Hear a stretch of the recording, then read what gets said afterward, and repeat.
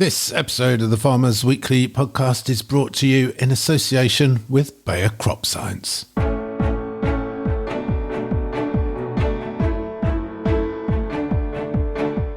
It's not too late. If you haven't started this, it is complicated, it is difficult. There is help out there, professional help in terms of the business and help in terms of getting the family conversation going in the right direction.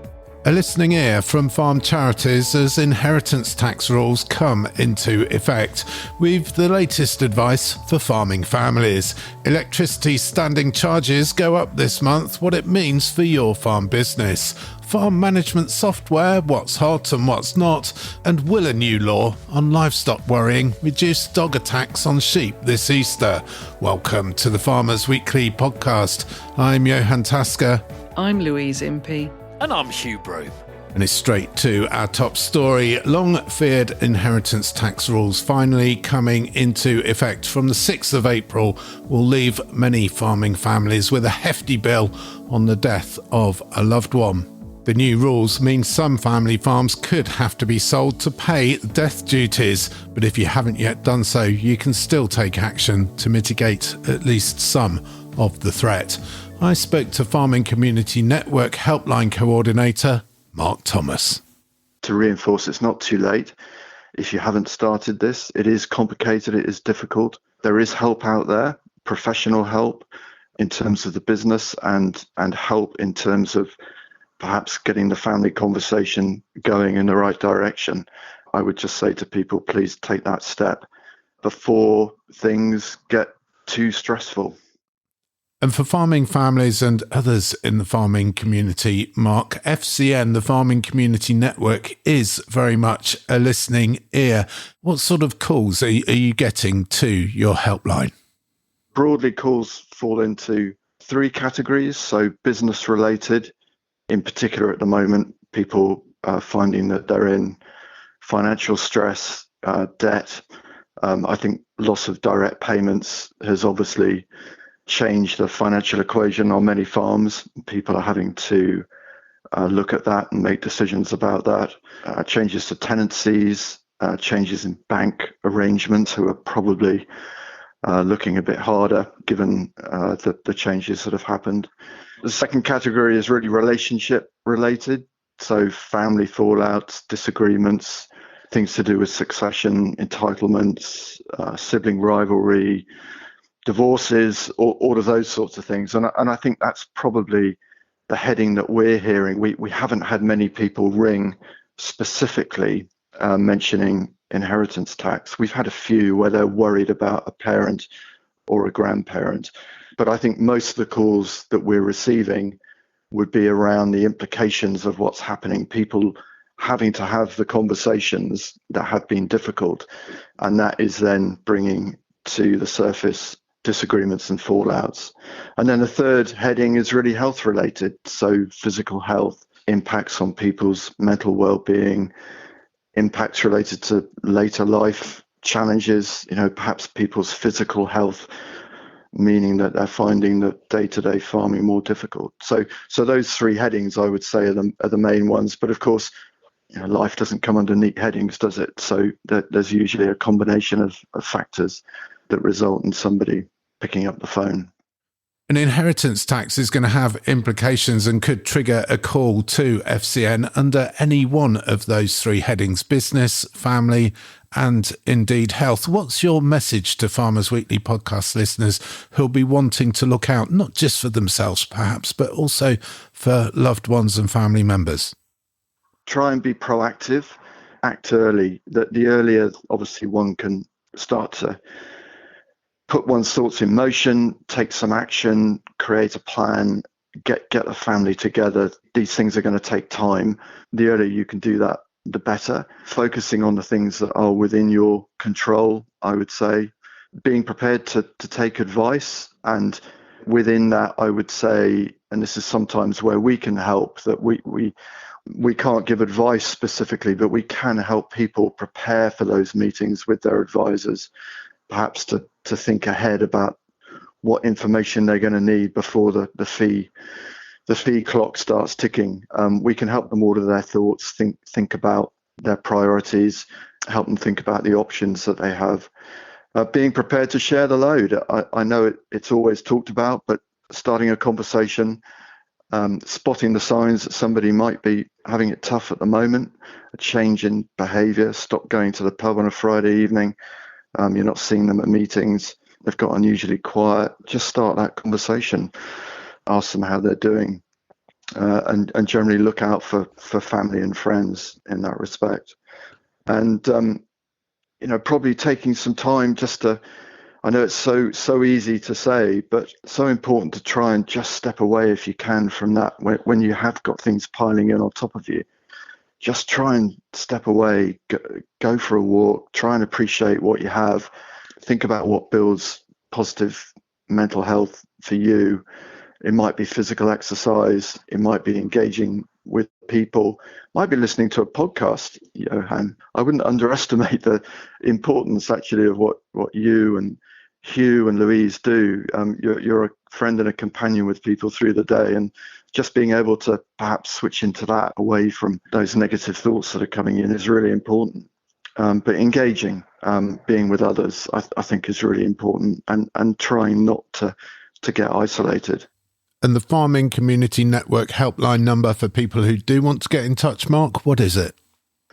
Yes, so people can ring us. It's 03000 111 999, and the helpline is open every day of the year, 7 a.m. through to 11 p.m. And we also have an e-helpline, so if people would prefer to put their thoughts in writing rather than talk in the initial instance, they can email help@fcn.org.uk. Mark, thank you very much. Thanks for that really useful advice. That's Mark Thomas from the Farming Community Network, and we will put those contact details, that helpline number and email address, on the show notes page to this episode of the Farmers Weekly podcast. Now, earlier, I also spoke to Chartered Surveyor Nick Watson from Farm Business Consultants Stratton Parker, and Nick reiterated that it isn't too late to take action if you haven't already done so. Absolutely not. I mean, I think we've had a generation where we've been used to having agricultural property relief and business property relief without any limit, as it were, as long as the property qualified under the rules. And we're now faced, thankfully not with the £1 million that was initially announced as the cap, but with £2.5 million. And thankfully that £2.5 million is now transferable between spouses.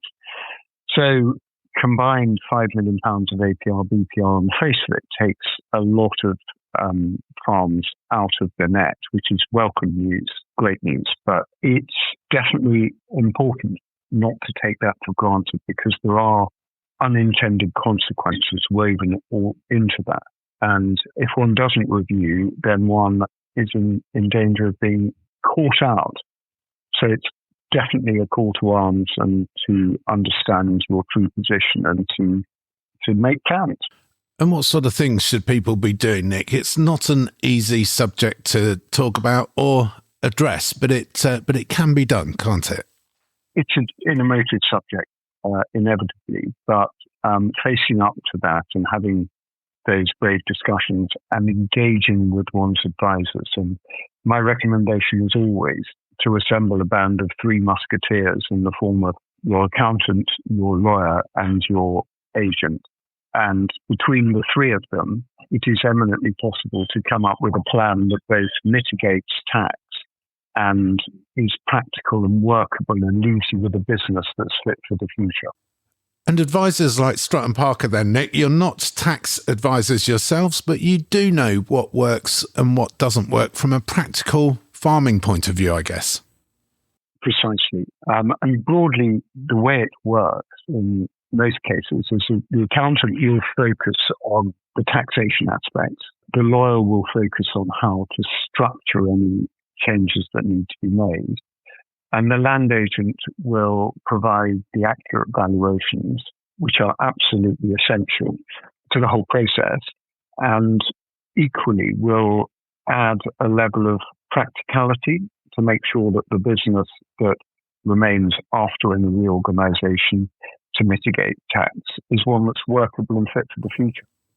Nick, thank you. That's Nick Watson from Farm Business Consultants Stratton Parker. And before Nick, we had Mark Thomas from the Farming Community Network. Hugh, Louise, both our guests with some absolutely tip-top advice on how to address a huge issue, inheritance tax, a subject that has been exercising the minds of farming families up and down the land for the past 18 months, due to come into effect, these changes this month, and there are people out there still who are looking to get to grips with these changes and what they mean for their family farming business. Yeah, sadly, there are people who, for whatever reason, haven't been able to address these changes as they need to and as they would like to. There are also, of course, people that have been spending an awful lot of time and trouble trying to reduce their exposure to when these changes come in. And of course, they have had to spend a lot of money on professional fees and advice. So there's that to add into the picture as well. This is it's a huge thing, isn't it, for farming? And we've talked before about the anxiety that it has caused and the upset and the difficulties that some businesses are having with this. We have to hope that everybody can get hold of the support and help that they need at this time. And there is help out there, as we have heard. Hugh, I know we keep saying this, but it isn't too late, is it? Yeah, look, there's still time. And you've just got to reach out to a solicitor or some sort of tax planning or accountant and say, do a risk assessment, effectively triage your scenario. If you're fortunate enough to sit under the 5 million band, then that's great. If you're not, then at least get your head around what you're likely to be hit with, or your successors. You're not going to get hit with it. It's your successors, what they're going to be hit with. So there is stuff you can do. So just get on and do it, as opposed to, I know it's really tricky and it can cost money, but typically, I don't know, it depends really. It depends where you go. And obviously people charge different amounts depending on who you're using, but generally your accountants or your solicitors will be able to help you, point you in the right direction. But if people are worrying about it still, then you need to bottom out what the numbers are. There's no point worrying about something that you haven't got a Scooby, or you're guessing what the liability might be. You need to bottom it out. Pick up the phone and speak to a tax planner or an accountant, because you might be pleasantly surprised and go, actually, it's not as bad as I thought it was. The Farmers Weekly Podcast. Now, for a special message from this week's podcast partner, Bayer Crop Science, where I'm joined by Matt Siggs. So, Matt, spring spray program's just around the corner. Let's talk about Bayer Crop Science's fungicide, which is going to make our lives easier this season. That's right. If you're managing a cereals program, you know how complicated fungicide mixtures can get. So we've got Plaxium to cut right through that. It combines different active substances to help you fight diseases, promote crop health, and most importantly, protect your yield. So let's look at what's inside then. Plaxium mixes 3 heavy hitters. Yes, it includes actives Iblon, fluopyram, and prothioconazole. Now, the real magic here is that it uses multiple modes of action, specifically 2 SDHIs and a DMI inhibitor, to give robust control, but also sound resistance management. Think of it like a 1-2 punch. And by hitting diseases from these different angles, it makes it harder for them to build up any resistance. Region and timing play a part, but Plaxium allows you to be flexible in your approach, as it is truly a broad spectrum fungicide, which can be delivered either at T1 or T2 in the week program, depending on what you need to prioritise. Now, I've had a look, and it looks like it's great against septoria, but not only that, it's also effective on yellow and brown rust. Yes, Plaxium's usability fits perfectly at T1, covering septoria, yellow rust, and stem-based diseases, while also performing strongly at T2, particularly where brown rust might be a concern. And you've got some more good news too, Matt. Correct. Unlike a lot of treatments that force you into a strict rotation, you can use all Iblon formulations, including Plaxium, in the same field year after year, as long as it's on an approved crop. It's just a reliable, repeatable solution for protecting your yield potential against those key diseases season after season. Matt Siggs from Bayer Crop Science, thank you. Use plant protection products safely by reading the label and following all the safety precautions. For more information, visit our website cropscience.bayer.co.uk or speak to your local contact. The Farmers Weekly Podcast. Now, changes to inheritance tax aren't the only big changes which are going to impact on farm businesses this spring. Also coming into effect is a big hike in electricity standing charges, a big increase to fund investment in infrastructure, and that is going to have a huge impact on many farming sectors, including horticulture and poultry. Here's NFU Horticulture and Potatoes Chairman Martin Emmett. The effects in horticulture extend from storage of crops, potatoes, fruit, for example, to our protected edibles industry, which of course are actually our high energy users. So they are especially impacted. And I think the horticulture strategy is going to be a real test of the government's commitment to food security. This particular issue is very much at the forefront at the moment. And if we're serious about avoiding food price inflation and ensuring our future supply of crops like tomatoes, peppers, cucumbers, then we really need to have some mitigations in place. To put these increases in some kind of context, Martin, Thanet Earth, the big glasshouse tomato producer, estimates that it's going to cost it £900,000 extra each year, a 5% increase in the cost of tomato production. What sort of mitigation measures is the NFU asking the government to introduce? Well, with respect to standing charges, and indeed also, I think in the longer term, to any huge amounts of energy price inflation, if we look at what the government's done in its industrial strategy for what it calls its frontier industries, it's actually providing 90% relief on commodity, non-commodity charges, on standing charges, for example. Now, we're not eligible for that because we're not a frontier industry in the industrial strategy. So there's a measure the government has already put in place to support those industries that it deems to be strategically important.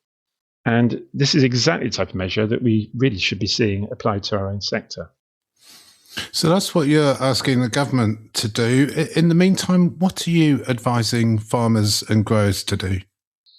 Well, first of all, if anyone is not aware of what the immediate impact of the standing charge increase might be, they can go to the NFU website and we have a calculator tool there which will lay out to you exactly what the impact is or will be.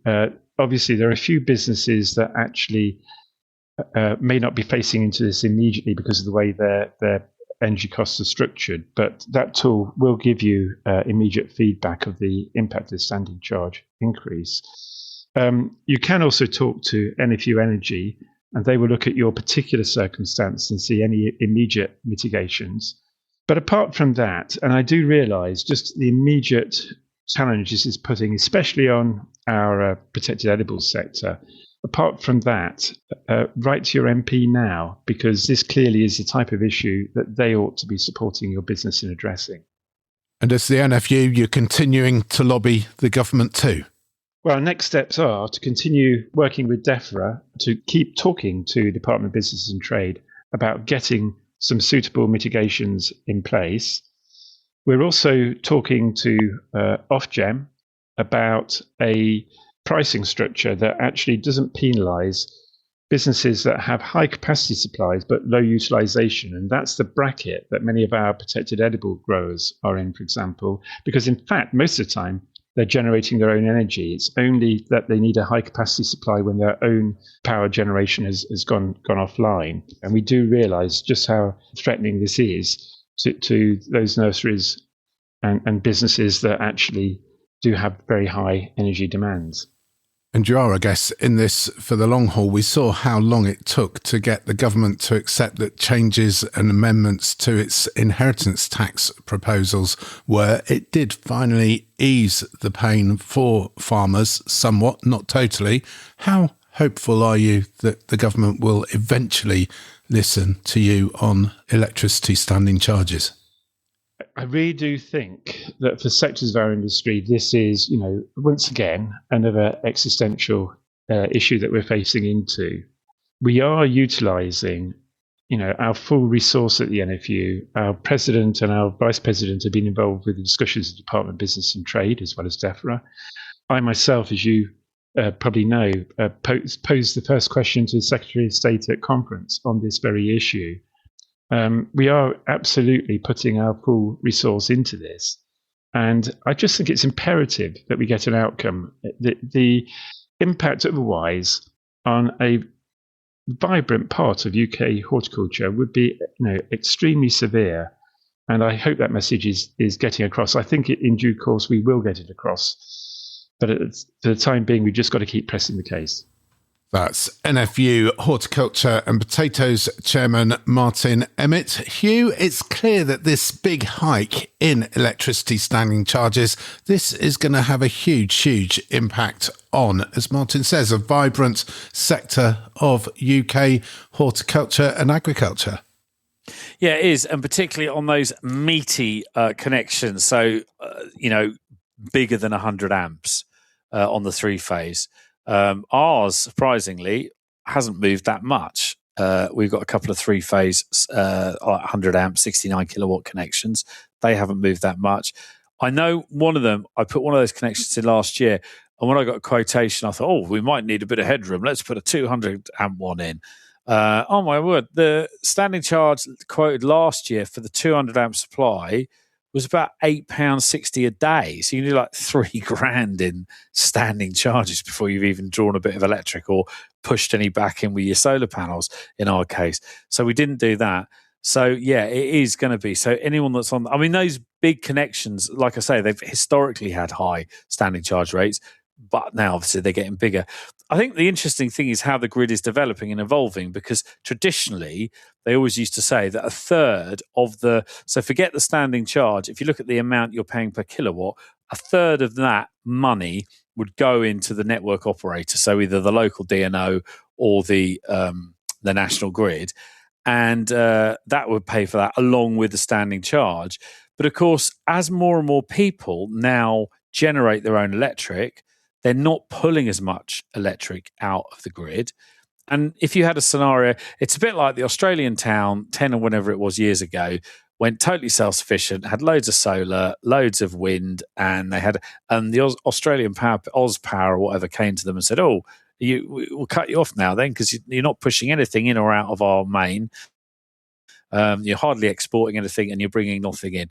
And they chose to stay connected in case something went wrong. But it cost them a lot of money because effectively it's dead cables that aren't really moving much energy. So they cost money just to keep in the ground doing nothing. So if more and more people were to generate, then obviously that's going to have an impact on the sort of business model.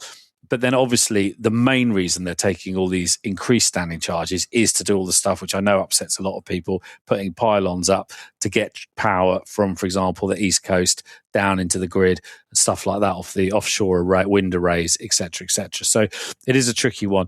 Perhaps a smart trick if you're looking to connect, and this is one thing I learned last year when I did these connections. If you go for our UK Power Networks where we are, who used to be like dealing with the Kremlin, but I have to say now are like dealing with the Four Seasons concierge. They are just been amazing. So well done, UKPN. But they, small connections, so sub 100, so a 100 amp connection, which is 69 kilowatt, less than 43 meters from the joint, they were doing them for like 1,800 quid. As soon as you went over the 100 amps, or you went further than 43 meters from the joint, I know it's not possible, but if that is possible, the price goes up massively and suddenly it becomes like, 10 grand or 20 grand or more, crazy money. So perhaps if you're in a scenario where you needed to connect, you go for those smaller ones.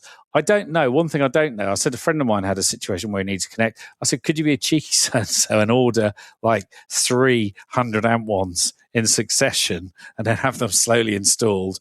And then you've got effectively 300 amps and then bring it all back together on your side of the meter. I don't know if that's possible, but that could be a cheeky way of doing it. But yes, standing charges, not a lot we can do about them. They are here to stay, but hugely costly, particularly to those big meaty connections and where there's lots of energy use. The Farmers Weekly Podcast. The Farmers Weekly Podcast.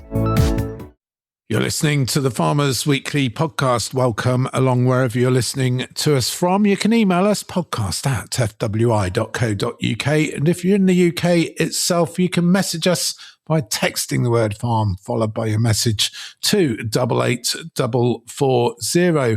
Louise, correspondence this week? Well, yeah, I've had a few messages, and I have to say, I think as a podcast team, we are guilty of a bit of an oversight, because some of my arable farmers have pointed out that one day they'll find out what Hugh's SQQ is all about. This is to do with when Hugh reads out the market prices, Louise, the lamb SQQ price he refers to. You're saying half our listeners don't understand what he's talking about because he just uses the letters SQQ rather than spelling out properly what it is and what it means. So, in other words, they don't know what that stands for. They don't know what that means. So, Hugh, can you help us out here, please? Can you explain what SQQ stands for? It's standard quality quotation. So it's basically that price, which is basically, it's the average price of everything.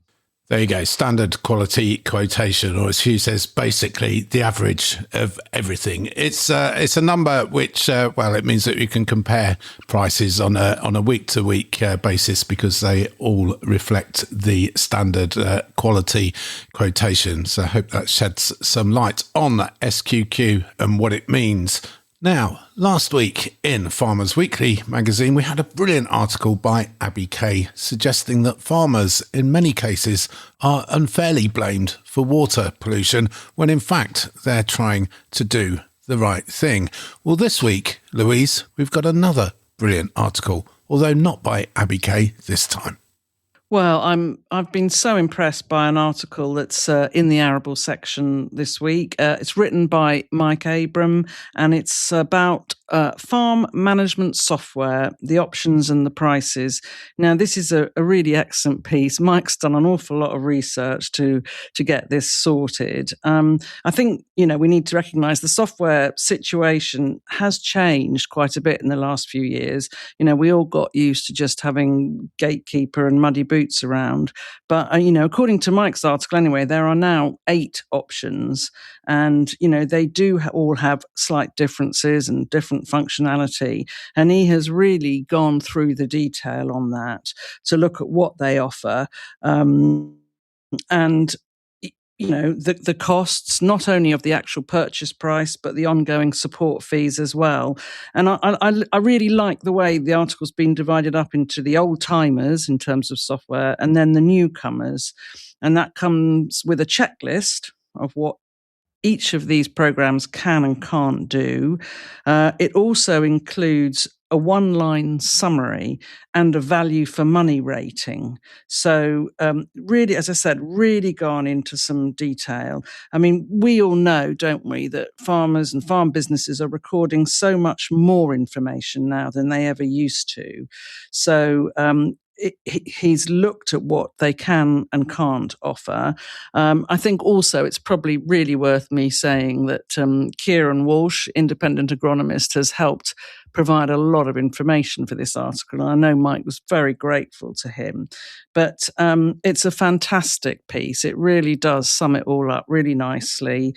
It does also tackle the thorny issue of data confidentiality a bit as well, because of course some of these software and these platforms are now provided by commercial companies that you might already be dealing with. You might or you might not, but it does make mention of that. So I really do recommend that people have a good look at that, because it's a great summary, and well done, Mike. Yeah, really good article by Mike Abram, looking at all the main farm management software packages, options and prices. 4 pages. We'll put a link to that article too in the show notes page of this episode of the Farmers Weekly podcast. Hugh, farm management software, you're on Omnia, I believe. Yeah, we recently moved on to Omnia, which I really like. We don't have masses of field work. As you know, we just grow maize basically and put fertilizer on grass. But it does all the record keeping, and it's very clever, and I like the pretty. No, I can say I like the pretty map at the front. I do like the pretty map at the front. It's very informative. We recently moved on to that. Cost wise, it's cost effective for us because it does all the record keeping, and it works. So that works. I think the one big thing with software, we've said it before. Software, some really good software out there. There's some very average software out there that charges a lot of money. There's mainstream software in the accountancy world, which is phenomenal value for money, versus some of the people claiming to be more specialist for farmers, which is absolute pony in terms of, some of these really good cloud-based mainstream packages are phenomenal. I'm not going to say they are because that would be unfair, but you know the ones I'm talking about. They're brilliant. The one big thing with the farm software, though, that gets me, and actually, funnily enough, we touched on it on the trip to Denmark last week, is the fact that none of the information we're just so rubbish when it comes to data exchange and into basically taking data set from one bit of software and putting it into another. So if you had 2 cows bits of beef software or 2 bits of crop software, and I want to tell you what I've done to your fields, Johann, because I've done some contracting, in most cases, I can't just send it. There isn't a standard API, there isn't standard forms, and it's really bad. And the software companies annoy me a bit because obviously they protect their market. Oh, you've got to stick with us. And of course, farmers are also lovely and they go, oh, no, I don't know how to change it over, so I'll just stick with them. And they do. But actually, it's like so here's the thing. When you buy a new bit of software, field software, whatever, ask the person selling to you, can I data dump everything into a CSV file? And if they go, oh, I don't know about that, walk away instantly, because you need to be able to do that once you've got a raw dump of your data. And also, so in theory, if you hated their software, you can take that and chuck it on something or upload it to an application that you do like. We just need to get better at that. And actually, if the data transfer was a given, my theory is that the investment in this would be about the interaction, how intuitive, how useful, how good the reporting was. That's where all the investment would go in, because people would want to develop their software to make it the best to use. They would actually drive the market harder, and actually people using it, the farmers, will get a result. But the one thing to remember, of course, with farm software, even on a global platform, it is a nano dot in a giant market. So it is really tough to develop software in the farm arena, not just within a UK context, which is like tiny, but even in the global context, you're up against, you're developing a product that's used by less than, 0.1% of the population versus something like Windows, which is used by like 90% of the working population. So there are challenges. It's not that easy. Well, that's the Farm Management Software article, 4 pages in this week's Farmers Weekly magazine. Hugh, away from Farmers Weekly, an article caught your eye this week in The Guardian. Staffordshire farmer Clive Bailey, who is an advisor to Nigel Farage's Reform Party, suggesting that wheat prices need to double to ensure a fair return for growers. A popular idea perhaps for arable farmers, not so much though perhaps for livestock producers relying on cereals as a feedstock for their livestock. Also implications for consumers. A vote winner, Hugh? Yeah, it's a Helena Horton article in The Guardian. Look, I think Clive's on holiday at the moment, so he couldn't come on to talk because he couldn't get to a connection. But I think she slightly quoted him out of context. When you read the article and the way he says it, he sort of says, wheat needs to, could do with being double to cover some of the costs. And he's probably not wrong.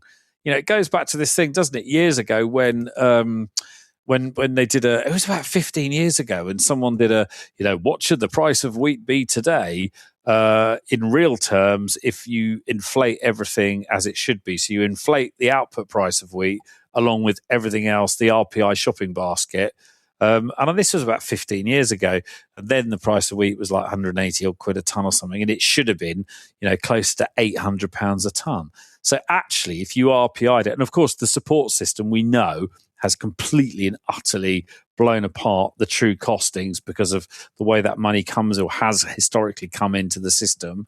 But Clive probably got hung out a bit there. But look, it does need to be more. I say, although as a livestock farmer, I'm quite comfortable with low wheat prices because it means feed's more competitive. But he's trying to imply that evil beef farmers should be paying more money for their feed. I don't know, but it's not a great look though. Clive sort of was quoted saying it, wasn't he, as reform agricultural helper, specialist, spokesperson. I'm not quite sure what his role. We'll have to get him on to talk about what they're proposing. But it was an interesting article, and look, it sets the debate, doesn't it? That the bottom line is that the arable farmers, with the prices where they are now, come next year, it's going to be serious crunch time, and they may not be growing arable crops because there's just not the money there to do it, particularly with all that's going on, with fertilizer and everything else and all the craziness that's going on there with such a rubbish market with no support. What do you expect? It's just going to grind to a halt if you're not careful. Well, that's the wheat market put to rights. And Clive, if you are listening, do get in touch. We'd love to get you on the podcast next week and you can explain exactly your thoughts on wheat prices. For now, though, Hugh, the other commodity prices, what's happening this week? Thank you very much, Johann. Finished dead weight this week, 636 dead. That's actually crept up a bit on the week, gone up about 3 pence, or just over 3 pence. Live weight, dead weight average 373.8. That's also gone up. Those cattle just starting to slow up a bit, or numbers are starting to slow back a bit. That's gone up 4p. Sheep price still bonkers mad on fire, which is phenomenal if you are selling sheep. Demand for sheep meat is just off the Richter scale at the moment, 867.3. That is up from 837.5. That's another 30p jump this week. It's phenomenal. Year ago, 727.7. Live rings, 413.6. Actually dropped back slightly, but still plenty of demand there. Just dropped back on it. Again, the live a year ago was 339.4. So, yeah, some really strong sheep numbers there. And as I said the other day, really strong volumes coming through. It's not like the numbers are going back and diluting the market. The demand is so hot that it's just flying at the moment. Pig price, not great. It's just dropped back a little bit again, I'm afraid. 182.3 back from 182.7 last week. Year ago, that was 204.6. Feed wheat, that's actually gained. My God, it's had its biggest gain for quite some weeks, £170. So that's gone up £4.10 in a week, which is actually, and the wheat price today, the spot wheat price this week at 170 is actually higher than it was this time last year, where it was 164.90. Milling wheat, that's gone up a tenner. In fact, 10.5 quid, £10.50, 183.5. Feed barley goes up as well, nearly £1, £154.90. Spot oilseed rate rises, 444.5. That's up nearly £10 on the week. Again, that is a stronger price than it was this time last year. It's over 10 quid, 12 quid a tonne stronger than it was this time last year. 210. Feed peas, they've gone up a fiver. 214.9. Feed beans, they've gone up 7 quid on the week. So all of those arable prices lifting. Lots going on there. Red diesel price is bonkers, telephone numbers. Although according to this, it's pretty much stood on with, well, about half a p difference. 117.71 according to the Wednesday morning ring round. It was 117.08 last week. If you look at a year ago, though, it was 68.9. It was nearly that about 6 weeks ago, wasn't it? Or less than that. 117.71 is the Wednesday morning ring round for diesel this week. The Farmers Weekly Podcast. The Farmers Weekly Podcast. And finally, dog owners walking in the countryside this Easter face unlimited fines if found guilty of allowing their pets to attack livestock. The change in the law around sheep worrying also means police will be able to seize and detain dogs, so hopefully their owners will keep them on a lead. It follows a lengthy campaign by the National Sheep Association. Here's NSA project manager Nicola Noble. So the new rules came into place on the 18th of March this year. They're part of the Dogs Amendment Act in terms of livestock worrying. So what they've done with the new amendment, the new law, is to include different livestock species that weren't covered before. So animals like alpacas and llamas and camelids weren't covered under the previous sheep worrying by dogs law. So they're now covered. It's also broadened the grey area in terms of where livestock worrying can happen. So before, things like roads and non-agricultural land were sort of grey areas in terms of where those attacks could occur and actually be covered under the law. They're now all obviously included. So wherever a situation happens, if a dog does attack sheep or chase livestock, that's now covered on roads and pathways as well. And it's also increased police powers. So the police now have greater enforcement powers to go in, seize dogs, detain dogs, and take DNA forensic samples for identifying specific dogs that have potentially been involved in a livestock attack. And it's also changed the fines. So people can now be charged an unlimited fine. Before, in England and Wales, it was capped at £1,000. And there's now an unlimited fine if your dog is caught worrying livestock. Many members of the public, Nicola, won't be aware of this law change, but farmers are doing what they can. Your members are doing what they can to spread the word. Yeah, I think possibly just raising awareness. So, some farmers are really good at liaising with the public and putting up signage and trying to make people aware that there are livestock in the field, perhaps using lambs this time of year is particular vulnerable area. But I think obviously with the changes to the law, there's potentially more on the dog owner and the dog walker in terms of those fines and criminal convictions that could potentially, impact their livelihoods. I think lots of people are aware that if your dog is caught in the act of worrying and attacking livestock, that the farmer is in their legal right to shoot the dog. But I think the actual risk to you as the dog owner and dog walker in terms of fines and criminal proceedings, that's possibly where people aren't as clued up as they could be. More onus on dog walkers to be responsible for their dogs. That can only be a good thing. Yeah, and particularly for themselves as well. And we did so National Sheep Association did a survey this year of dog walkers and dog owners, and that was a particular area where people were aware of the consequences for their dog, but didn't seem particularly aware of the consequences for themselves directly. And you've got some signs for farmers to put up on fences, gateposts, alongside footpaths. We have, we've got signs available for NSA members, and we've got some other signs available for non-members as well, just to make, we want everyone to have that resource available to them. And we've also produced a new leaflet this year that's actually targeted at dog owners and dog walkers. So again, just raises those changes to the law and possibly hopefully flags up about being more responsible around livestock when you're taking your dog out, and giving the dog owner a choice really as to, do you want to walk through that field or is there a different route you could take to avoid and reduce that risk of your dog doing things it shouldn't do. And a quick reminder for Farmers Weekly podcast listeners, what they should do if they witness a dog attack, sheep worrying taking place. Yeah, if obviously the attack is happening at the time, please call 999 and they can be there to help assist and seize the dog and hopefully stop the attack. If you've obviously come across the livestock in the field that have clearly been attacked, it's a 101 number in terms of logging the case, but please do speak to your real crimes team in terms of gathering samples, but also if there's any support in terms of the farmer, in terms of their mental health side of things, it can be quite emotional coming across an animal that you've reared from birth, maimed and mauled and possibly dead. So please seek out help if you do need assistance finding any of those numbers, just to have a chat. We can help at National Sheep Association, but there's plenty of contact numbers available on the internet just to help on that side of things as well, because I think sometimes it's forgotten about how much stress and strain gets put on the farmer finding their animals suffering in a field because of either an irresponsible dog owner or a dog that's slipped a lead and unfortunately got in with the livestock.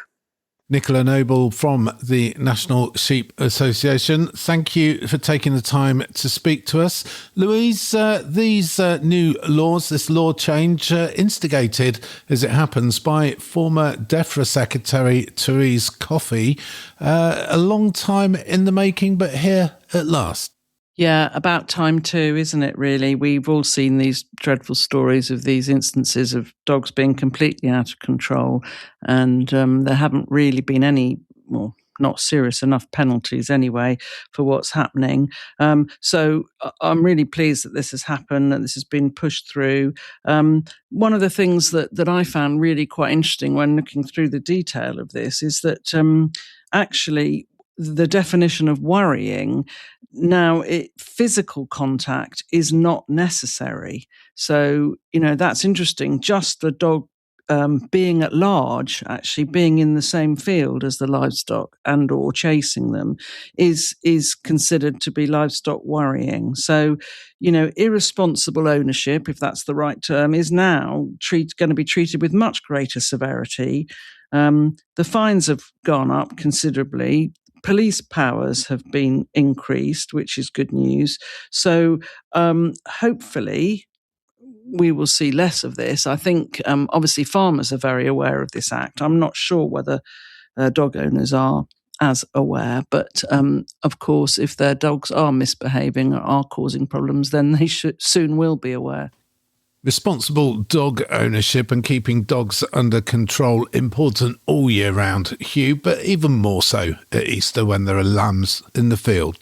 Yeah, we've said it before. Look, it's great that it's come through. Lots of campaigning and, it's been 25, 30 years of campaigning to get the rule changed. So that's a really good thing that it is there. Really important thing, I suppose, I think, as obviously going for a bonkers Easter weekend, the weather, I think that some of the weather's, well, some places it's really good, some places it's not so good. There will be loads of people out. There's already been loads of people out this week. I think half the world goes on holiday the week before Easter, don't they? Because we've had loads of people through the farm this week, just walking, looking very holiday mode. The big thing is be aware of those law changes. Get your head around what your rights are within that context and what the police need to react to. Because remember, God forbid, if something does happen on your farm and you end up calling the police, it will be a response team that you get. As wonderful as they are, hardworking police, they are probably most of the time dealing with domestics and fights outside pubs. And literally 1%, even in rural areas, literally 1 or 2% of their time will be spent dealing with farmy things. So you having good knowledge of the law and politely showing them what they might want to think about doing is probably not a bad thing. Obviously, you don't want to lay down the law to the police because that's their job, but they might need a little bit of help that the law has updated. And then the other things are making sure you're doing all you can I know it's not easy, and if you're on open moorland, then completely different kettle of fish. But if you are in close fenced fields with fences round, and you've got a perfectly great, I always remember one local to us, there was a dog incident. And yes, the dog was in the wrong. I know that. But the reason the dog had got in the field is it went under the blooming gate. The field was perfectly fenced with stock fence all the way round. The dog could have jumped the stock fence. I get that. But had the guy put a hurdle under the gate or some hurdles along the bottom of the gate and tied them on with good old bale of twine or cable ties or whatever, then the dog may not have gone in the field. So ask the question, am I doing all I can to prevent dogs getting in with my livestock? That's always got to be a number one question. But look, it's wonderful to see so many people out in the countryside, as we always say, which it is, because, the more people that come out and see what you're doing, the more people appreciate what you do actually do for them. Hopefully it'll be a nice, steady Easter break with no craziness and no crazy livestock incidents. Yes, have a wonderful and worry-free Easter, whatever you might be doing this weekend, if you do manage to get off the farm, or indeed if you are staying at home. That is it for this episode of the Farmers Weekly podcast. We do, as always, hope you've enjoyed what you've heard. If you have, please do subscribe to us wherever you get your podcasts. And if you've really enjoyed what you've heard, please do, again, as always, leave us a 5-star review. We'll be back next week with all the latest news, views and analysis of all the big stories affecting UK agriculture. But for now, until next week, I'm Johann Tasker. I'm Louise Impey. And I'm Hugh Broom. Thank you for listening.